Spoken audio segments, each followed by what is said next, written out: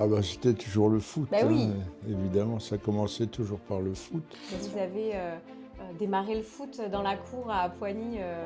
Donc j'ai été éliminé. Oh là là, J'ai eu mince, 0 en dictée. quel dommage. Ouais, Bon, mais avec Madame Sarkozy, tout à fait, je me nous souviens. étions les deux vendeurs Ouais. et il y avait une bagarre entre des représentants Vous organisaient ça. déplaciez les vaches, Non, on les poussait à l'autre bout ça du va, pré pour jouer, pour au pouvoir foot. jouer. Oui.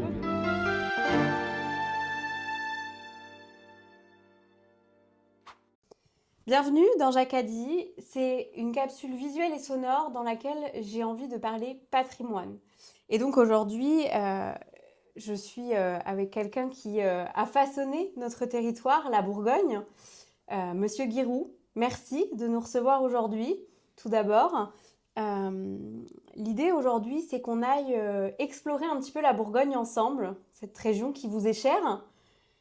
Qu'est-ce que, si on parle de Bourgogne, rapidement, qu'est-ce qui vous vient en premier à l'idée? Charles le Téméraire.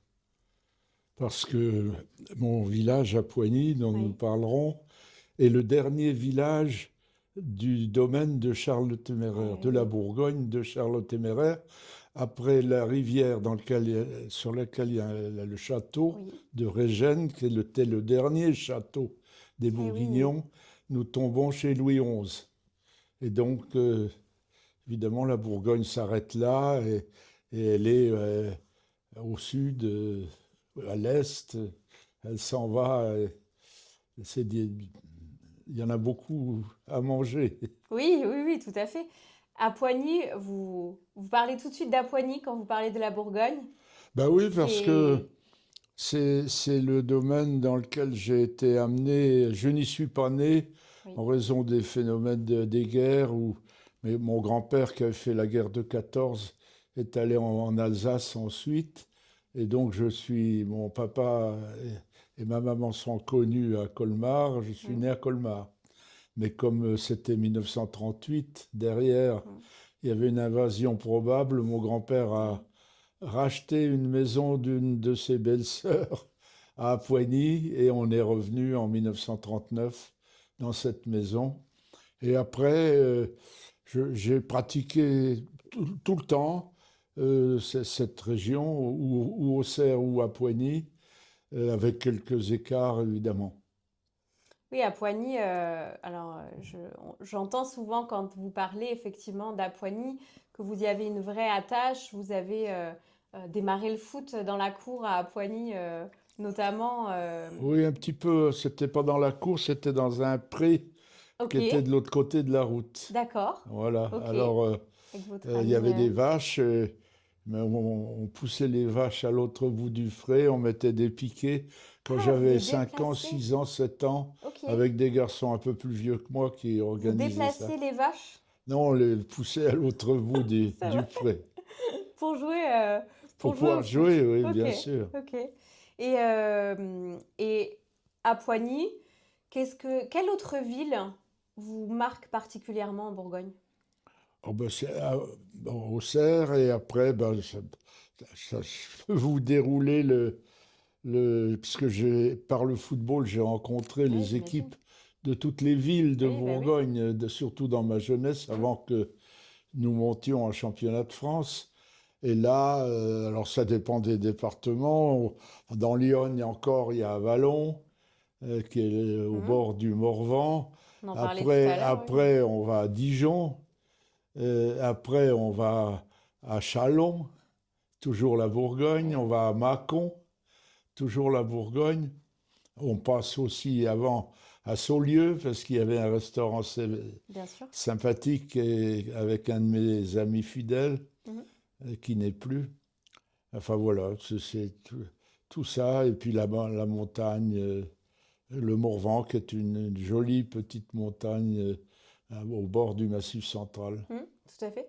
Qu'est-ce que vous préférez particulièrement dans ces villages? Le côté justement montagneux, un peu du côté du Morvan ou un peu plus... qu'après on est plus, par exemple, sur la Puisée ou des choses comme ça, les vignes. Il y a Ah bah une attache ça particulière à dépend un des paysage? endroits. Les vignes, il n'y en a pas partout. Non? Il y en a dans Lyon. Nous sommes ici dans la partie nordiste des vignes possibles. Mm. Après une certaine latitude, Oui. on peut plus faire pousser Non. le raisin. Donc nous avons les vignes sur Chablis et l'Auxerrois. L'Auxerrois, c'est plutôt des vignes de rouge. Et Mm. Chablis, bien sûr, c'est du blanc, célèbre dans le monde entier, qui a porté le nom enfin, de notre région. Et puis alors après, quand on pénètre dans la Côte d'Or, après avoir franchi une montagne, Mm. on retrouve le même sol. Le sol est sous la montagne, Mm. il est à Chablis d'un côté, et puis de l'autre côté, sur Beaune, Mm. Châlons-sur-Saône, jusqu'à Dijon, la Côte d'Or et la Saône-et-Loire.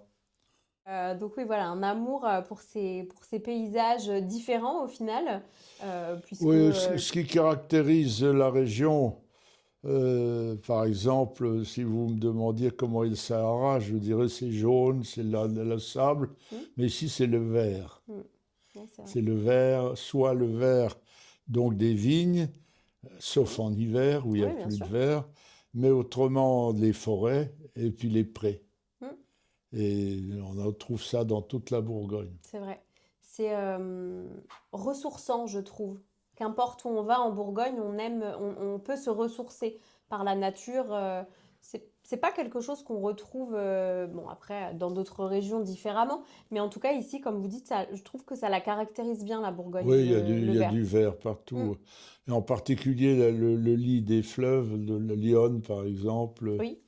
où c'est la Cure et l'Armançon, ces affluents, Mm, mm, mm. ou le Serein, ont généré des prairies et des forêts autour. Et on parlait tout à l'heure de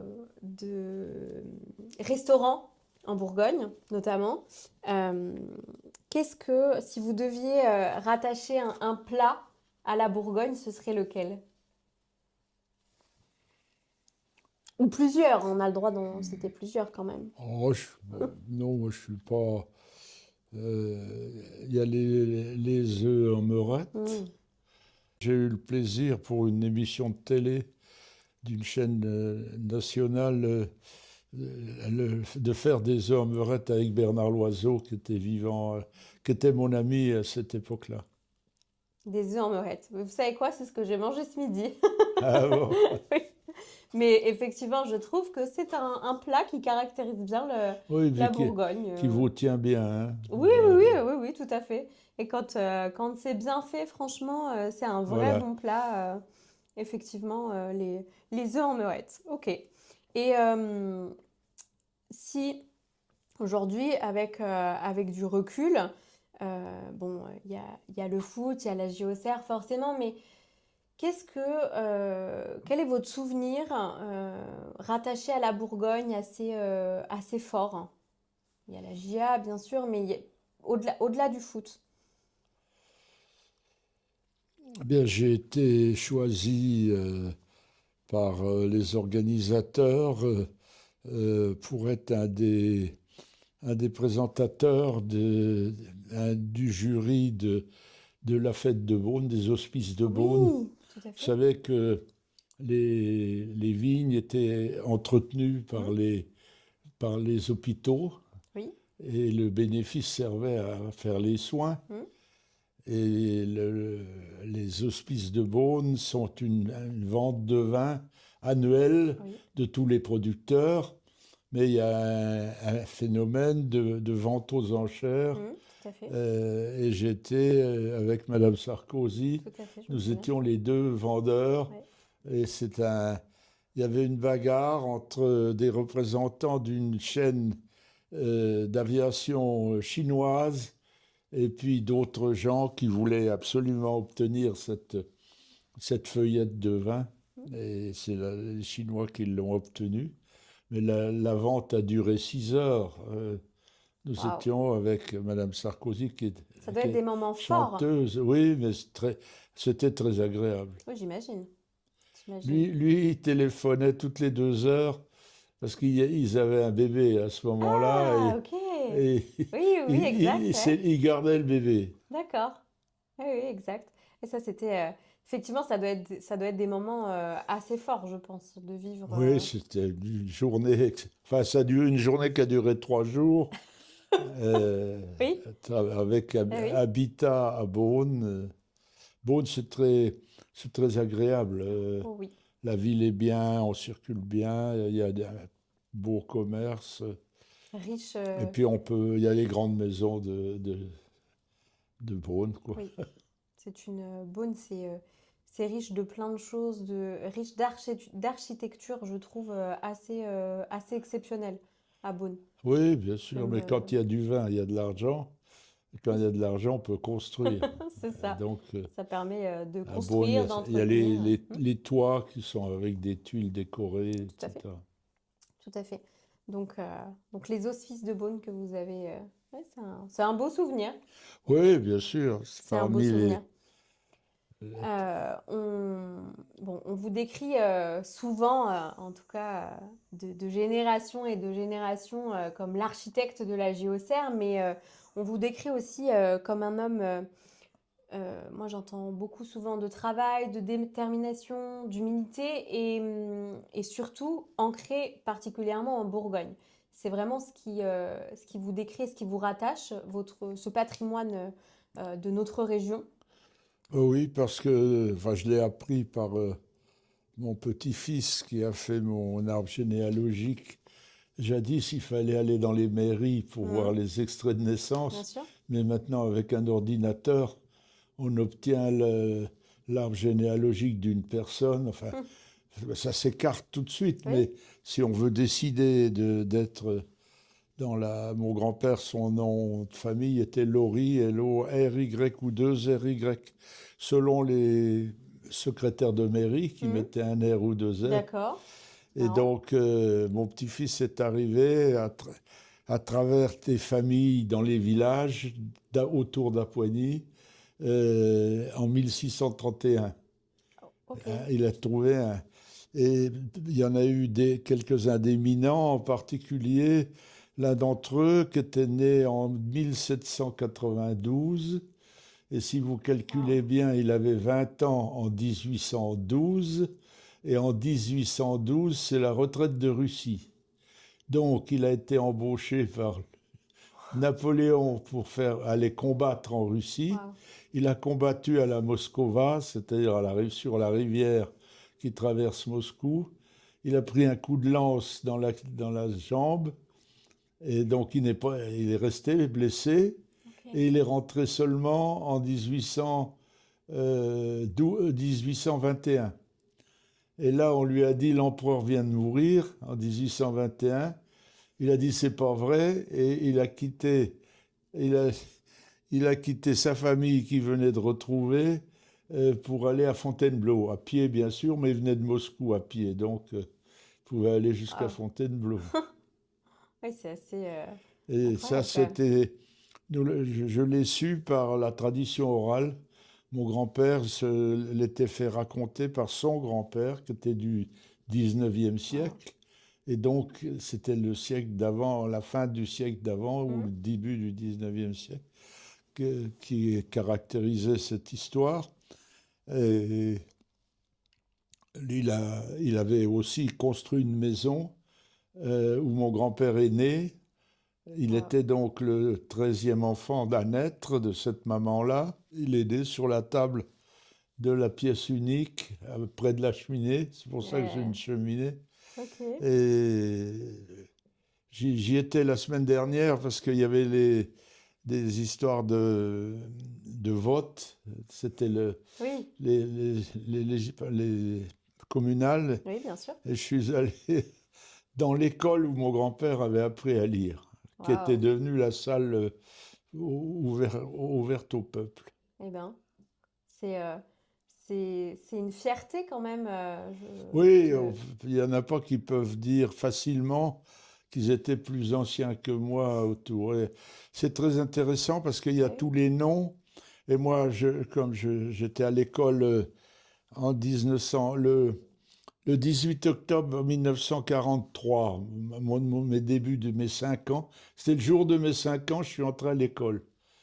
Et donc, il y avait que des villageois, que les Mhm. fils de paysans. Et dans l'arbre généalogique, on les retrouve dans les villages d'autour, ces noms-là, Wow. parce que mon grand-père m'a raconté maintes fois que les jeunes gens, quand il y avait la fête annuelle, ils partaient en courant à 8 kilomètres, à 10 kilomètres. Ils dansaient toute la nuit et puis ils rentraient au matin. Ils se changeaient très vite pour prendre la faux et faire la moisson. Eh oui. Voilà. Ouais, c'est... Alors, quand ils avaient un peu d'animaux d'avance, de lapins ou de poules d'avance, ils faisaient un bon Mhm, repas. Voilà. bien sûr. Ouais, c'est riche d'anecdotes, mais surtout, c'est assez fort de sens quand même, je trouve, Ouais. ce genre Alors, de récit. on racontait que il fauchait toute la famille. Il Mhm. y avait des petites faux pour les enfants, et puis la grande faux pour le père qui était à la droite, puisqu'il fauchait de droite à gauche. Et bon, c'était la manière de faire la moisson. Ouais, bien sûr. Oui, mais aux Mais traditions. et alors lui, il l'avait vraiment fait parce que la manière de battre, c'est-à-dire d'extraire les Mhm. grains de blé, ça se faisait avec un fléau. Ah oui. C'est Oui, ce que oui, c'est oui, oui, aujourd'hui un oui, oui. fléau. Oh, ça veut dire que c'est un danger. Ouais, bien Bon. sûr. Mais le fléau, c'est un morceau de bois qui est suspendu à une perche Ouais. par des lanières et il y a un mouvement qui fait tourner le fléau et tomber Ah oui, ok. sur les Ouais, grains. ok. Et alors l'art pour l'art, c'est de se mettre à quatre et Waouh. d'arriver à battre le fléau à quatre, c'est-à-dire à s'arranger pour que le fléau tombe quand l'autre a déjà quitté. Ouais, Tac, tac, tac, tac, tac, tac, tac. c'est de l'art. C'est le... Alors mon grand-père était le dernier du village à battre À le le blé pratiquer. avec un fléau. Waouh. Et il est décédé à l'âge de 99 ans et demi, après avoir été blessé après 3 mois de combat à un obus en Argonne, c'est-à-dire près de Reims, hein, là où il y a eu Mhm. Verdun, Reims Ouais, et bien sûr. l'Argonne. Et là, il a pris une- un éclat d'obus. Mhm. Il a été soigné à Nice. Il a mis D'accord. 4 jours en train pour descendre. Il y avait des infirmières dans les gares qui faisaient bouillir de l'eau pour nettoyer les plaies. C'était un train de blessés. Ah oui, ok. Et à Nice, euh, il était dans l'hôpital qui était un monastère, qui était Ok. l'hôpital. Il y avait D'accord. 150 blessés et toutes les nuits, il y avait 50 morts. Mm. Ils étaient immédiatement remplacés par les trains qui arrivaient Ouais, de la ouais. bataille. J'avais pas le temps de. Et alors lui, au bout de 2 mois, il était guéri. Enfin, il est remonté. On l'a remis dans la même tranchée. Et il est arrivé à 8 heures dans la tranchée après avoir marché toute la nuit. Il y a eu une attaque prussienne et il a été prisonnier à midi pour 5 ans. Waouh. Et donc il a été amené en Allemagne de l'Est, en Prusse orientale, et ce qui est maintenant la Pologne. Eh oui. Et il était dans une ferme Ok. euh, dont le fils avait été tué dans la bataille en France. Ouais, ouais. Et la dame qui tenait cette ferme, qui avait perdu son mari et son fils, croyait que c'était mon grand-père qui les avait tués, Ah bon. en imaginant que la guerre, il n'y avait que mon grand-père, quoi. Oui.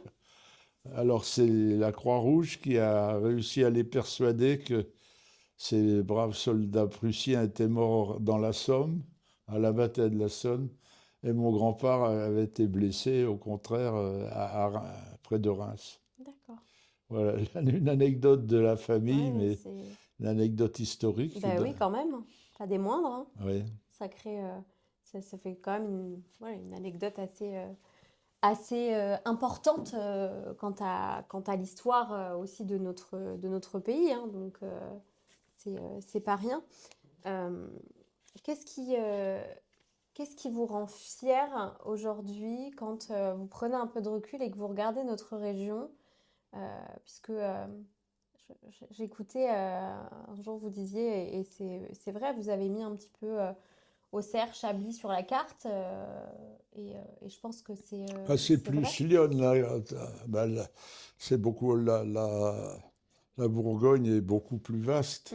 Bien sûr, La Bourgogne, Franche-Comté, la dernière oui, région oui, c'est vrai. qui a été faite par le gouvernement, Mm, est plus, la Bourgogne-Franche-Comté est plus grande que la Belgique, oui, c'est alors, c'est énorme quand mais même. moins peuplée.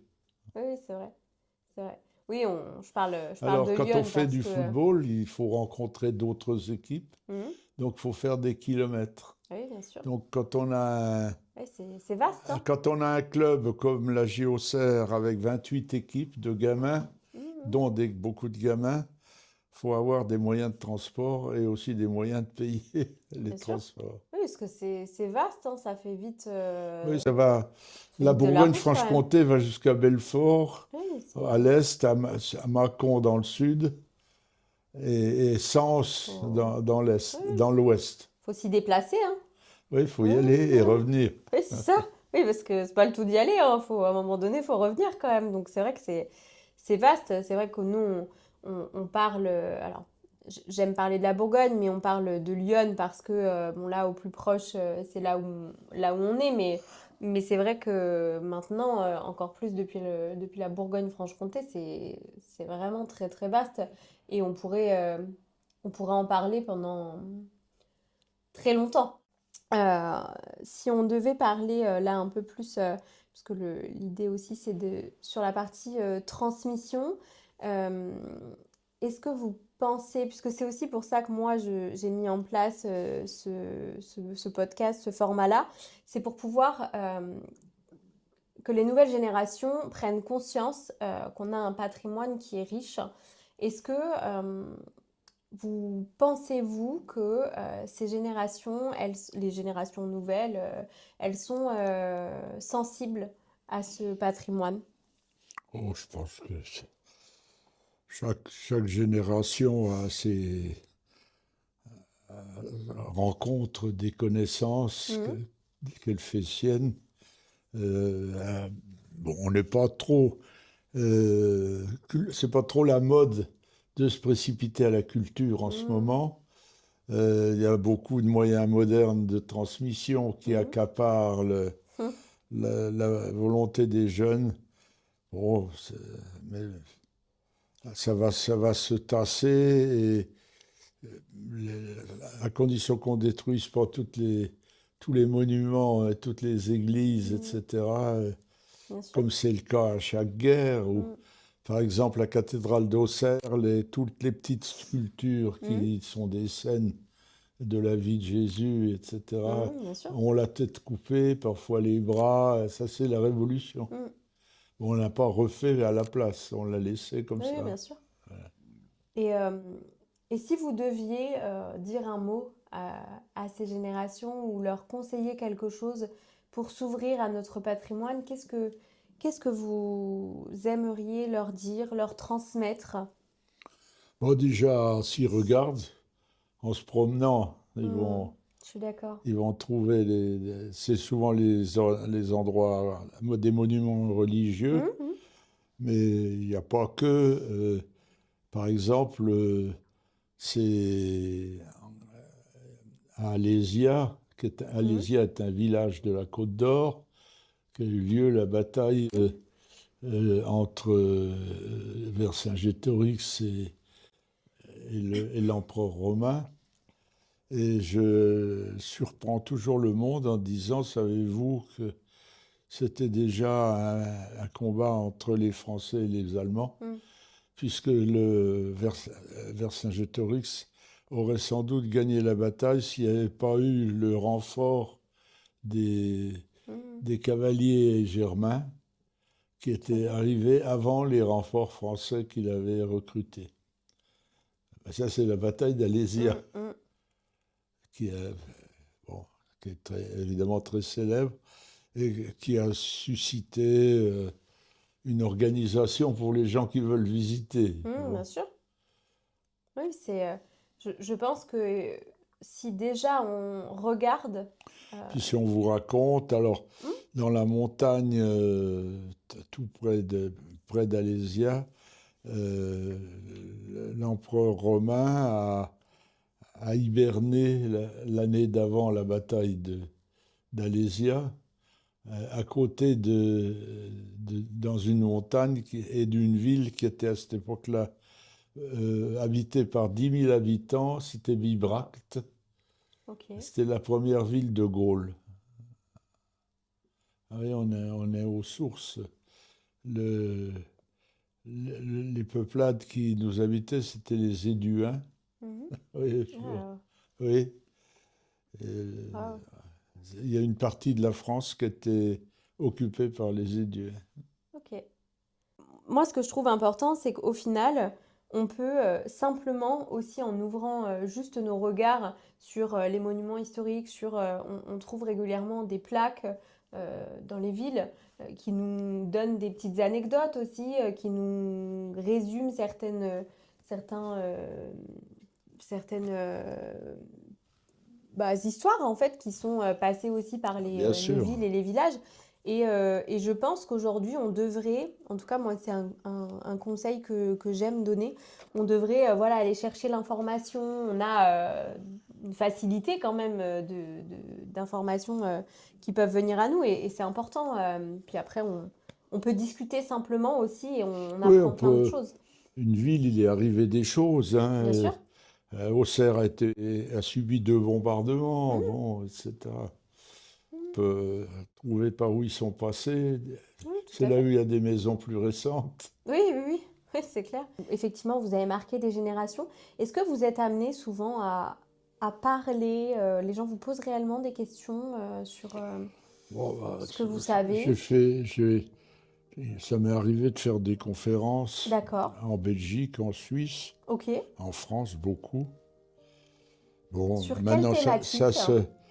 ah bah, c'était toujours le Ben foot, hein, oui, évidemment, ça commençait toujours par le foot. bien sûr. Enfin, Et parce que vous quand êtes... c'était à l'étranger, je pouvais leur situer un peu oui, l'Auxerrois, mais enfin, autrement, c'était sur le passé, les matchs marquants, bien sûr. etc. Mais c'est une forme, c'est aussi une forme de transmission et c'est comme ça qu'on n'oublie pas une histoire, en n'oubliant pas par où on est passé, ce qu'on a traversé, que ce soit bon, les bons comme les moins bons moments, parce que même pour arriver au plus haut, on passe par certaines étapes aussi et ça fait partie du patrimoine, alors local Ah et oui. au-delà. Oui, oui, et du coup, en conférence, qu'est-ce que vous avez aimé le plus transmettre? C'était quand même la base, c'était surtout les performances de l'équipe. Alors après, on m'a demandé comment vous faites, quelle est votre Oui, oui, méthode, bien sûr. etc. Alors faire des conférences professionnelles en quelque Ok. sorte. Bon, Ouais, sur, on n'y échappait pas. Comme ma méthode était originale, très originale par rapport aux autres, ça suscite des questions. Il y a des forêts près d'Auxerre et tiens, Djibril, non, Basile, qui est resté 7 ans ici avec moi ok, depuis de 15 à 22 ans, hein. oui. Euh, il a couru 2 fois Auxerre-Moscou et Ah retour. oui, j'avais vu cette anecdote Ouais. incroyable. Non, j'ai calculé. Bah oui, bien sûr. Euh, Incroyable quand même. et moi j'ai fait plus que ça. Mais... Dans les forêts du secteur, Ouais, du coup. bah oui, mais avec des circuits Mhm, bien sûr. bien mesurés. C'est assez dingue quand même. Ouais. C'est qu'on a Non, un mais vaste c'est territoire. très simple, c'est qu'à 40 semaines par an à 8 kilomètres par semaine. Bon, Oui. multiplié par un nombre d'années, bon, ça fait Le calcul se fait. des milliers de C'est vrai que kilomètres. ça va vite au final. Ouais. On parcourt vite. Il y a des forêts, des secteurs que vous préférez en Bourgogne? Non, ben, moi je préfère mes forêts, Bah mais oui. dans le Morvan, il y a des magnifiques forêts de pins. Ouais. de variété aussi. Et tout à l'heure, on évoquait la puisée aussi, c'est C'est ça? aussi le centre Mhm. de la puisée, c'est le pays de la Rousse. Mhm, bien sûr, De la c'est Rousse, pas oui, qui a tout à fait les fait, dictionnaires. tout à fait. Et bon, alors il y a des villages, il y a quelques restaurants. Oui, vous aimez vous balader dans notre région, quoi qu'il arrive. Après, voilà, elle est assez riche quand même, je trouve, malgré ce qu'on en dise, Hmm. quand même. Je trouve que pour, on a une belle offre et une belle diversité quand même de choses C'est à sûr. voir. C'était une vision que vous aviez déjà à l'époque sur la Bourgogne. Bah, petit à petit, Après, on n'a pas le non, même je vais vous regard dire, aussi. euh, il y avait dans ma jeunesse et durant toute la Troisième République un certificat qui était le certificat d'études. Oui, ok, C'était toutes les sciences, toute la littérature. Il y avait une dictée, il y avait tout ça. Donc, quand on était en quatrième au lycée, d'accord, oui, ok. l'instituteur avec lequel on avait fait à l'avant Hmm, sixième nous faisait revenir une semaine pour nous apprendre une matière qu'on n'apprenait pas au lycée, d'accord, ok, l'agriculture. ok, Et donc, moi j'étais pensionnaire au lycée Jacques Ami au Dosser, d'accord. et donc c'était formidable pour nous de nous renvoyer une semaine dans la douceur des grands-parents Bah oui, dans le village. Et ceux qui étaient reçus au certificat d'études avaient droit au grand voyage. Et ceux qui étaient collés avaient le petit voyage. Alors le d'accord, grand voyage, c'était Chamonix, mer de glace. d'accord. Et le petit voyage, c'était un château dans l'Yonne. Alors moi, je concourais pour être le premier du canton. L'instituteur voulait que je sois le premier du canton. Eh bien, je n'ai pas été premier, j'étais seulement second, parce que dans notre semaine de révision, l'agriculture, on aurait dû apprendre les semis. À quel moment fait-on les semis? D'accord. Parce que, donc, on sème le blé, à l'automne. Les pluies de l'automne servent à le faire lever. Mhm. Mais quand il y a un gel, ou à ce moment-là, il y avait des gels plus forts que maintenant, ça peut geler le blé en herbe. Et là, on sème des blés de printemps. C'est les blés Oui, de c'est effectivement, oui, c'est rattrapage ça. Ouais. quand il y a eu du gel sur les blés de l'automne. Et moi, j'ai semé. Mais alors la question était, à quelle date doit-on semer les blés de printemps dans la vallée de l'Yonne? Car évidemment, ça dépendait des Oui, endroits. bien sûr. Et moi, j'avais semé mes blés trop tôt, ils avaient gelé. Ah mince! Donc j'ai eu une note moins bonne que mon camarade. Et comme on avait eu zéro faute de dictée, C'est ce qui a euh, fait la différence. j'étais deuxième, voilà, au certificat d'études.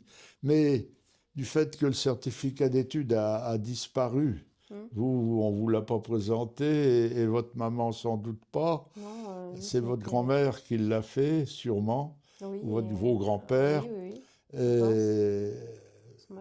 vous ne connaissez pas ça, mais c'était très. Parce qu'il y avait dictée, question, rédaction, Ouais.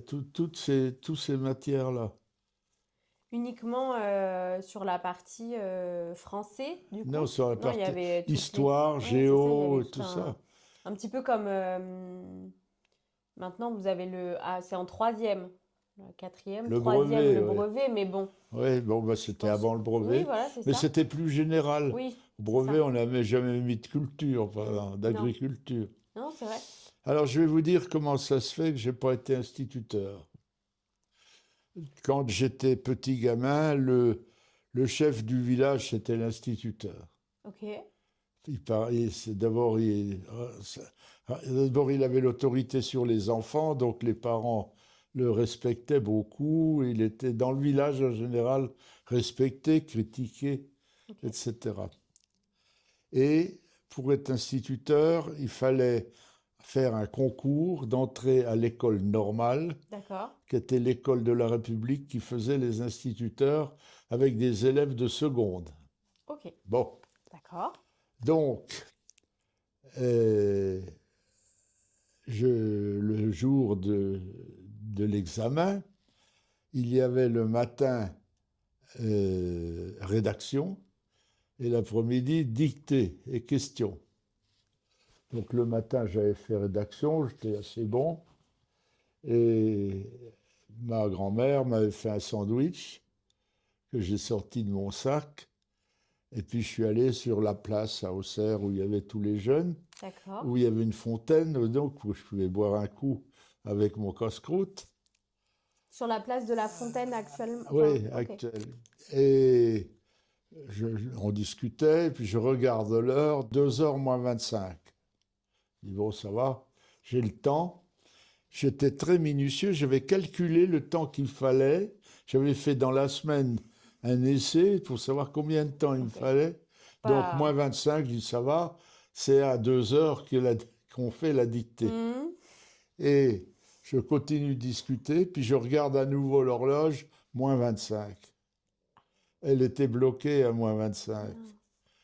Donc, on était tout près de 2h. J'ai couru comme un fou, je suis arrivé à 2h05. Hmm. La dictée était commencée. L'instituteur qui faisait la dictée a dit assieds-toi et tu auras une faute par mot qui manque dans ta dictée. Donc j'ai été éliminé. Oh là là, J'ai eu mince. 0 en dictée. Quel dommage. Ouais, bon, alors, au mois de septembre, il y avait un concours de rattrapage à 3. Ok. Donc j'avais un très bon camarade dont le papa vendait des volailles, ramassait des volailles dans les villages et il avait une voiture.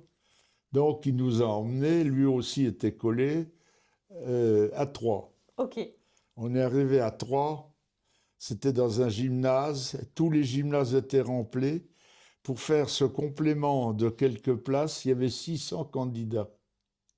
On a dit, bon, on n'a aucune chance. Oh, On a dit au papa, il y a entraînement au terrain de foot en ce moment, on va voir l'entraînement. vous êtes dit, Et allez, donc, tant on pis. est allé, j'ai arrêté le concours Ok. et j'ai jamais été instituteur. C'était Guérou sur Jacadi. Et nous avons choisi de nous quitter ici, en marchant, comme une conversation qui ne cherche pas à se terminer, mais à rester. Monsieur Guérou, on connaît tous les chiffres. Plus de 40 ans passés sur un banc, plus de 1500 matchs dirigés, joués, des titres, des victoires. Mais surtout une empreinte. Vous avez laissé à cette ville, à cette région, une manière d'être et de faire. Une fidélité, une exigence et un attachement profond à la Bourgogne. Cette région que vous aimez tant, mais cette région qui vous aime tant également. Une terre, un héritage, parce que le véritable héritage, ce n'est pas seulement ce que l'on accomplit, mais c'est ce que l'on incarne. Alors merci d'avoir écouté Guérou sur Jacadi.